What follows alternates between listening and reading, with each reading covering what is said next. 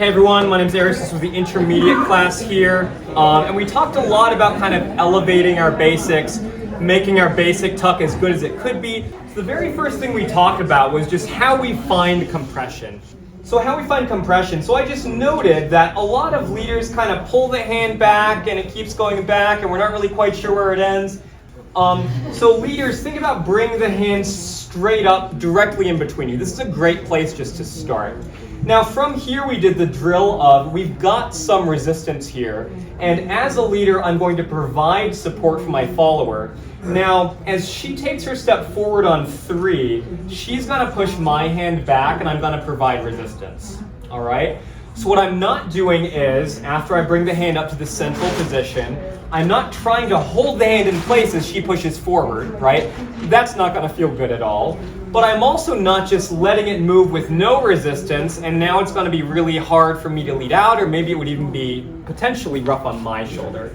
So I had everyone do the drill of, for leaders, just kind of pulling this hand back, seeing roughly, and I don't have the most mobile shoulder here, roughly seeing where we end up. Now this is my end range of motion. If I let my follower push to here, it's going to be hard for me to reverse out of this position. So I want to stop just a little bit short of this. All right? Now for leaders, the first way we talked about absorbing this was with a step back. So as she steps forward, I'm willing to step back to let my hand move. Now this is a little bit awkward, and I think this is one of the reasons why a common styling or variation for leaders of basic tuck does involve the tap step and the rotation of our body here. All right? So for leaders, that's what we talked about. Bringing the hand up directly in between us, shifting our weight to our right foot on 2, and now as the follower pushes the hand, I'm providing support and letting the follower move the left side of my body back. So for leaders, and I'll show from this angle, leaders go back to the side, lifting the hand up in between, and then I absorb, tapping my foot with my left side shoulder and hip moving away. And again, I'm not racing my follower to the back wall. I'm not bringing the hand up and then running away from them. Now there's no support. I'm letting my follower move my frame, and in fact, like my shoulder and hip as well. This should feel pretty good for followers. For leaders, I realize it's a bit of a weird habit if you haven't ever done this before, all right? For followers, the idea that I'm going forward, and then stepping on 3. Now, I want to bring my arm forward with me on my count of 3, and I do want to get all the way to my right foot. It would make sense if this was a straight leg with the foot turned out. Why? So that I can more easily reverse direction. And I mentioned for calibration purposes, you can think about having your back heel come up, followers. Not picking up your foot, but if I do this, that helps me check that I'm not just stepping on my toe or bending my knee or slouching into that. So for followers, as you step forward, I'll just have you start with your hand here. So followers, as I step forward, that's showing my leader my connection, because as I step forward and finish this step, my hand's moving with my body. All right?